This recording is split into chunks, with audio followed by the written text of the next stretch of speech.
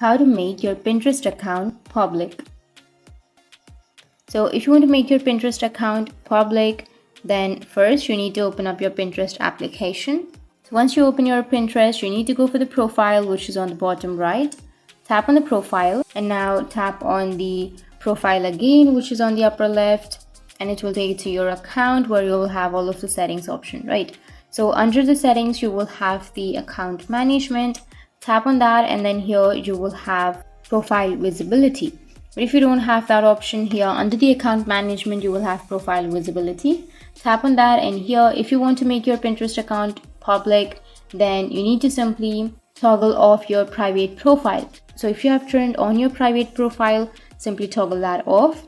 Now once you turn off your private profile, now your Pinterest account has been made public. So that's how you can make your Pinterest account public. And if you have any questions, feel free to comment below. Thanks for watching.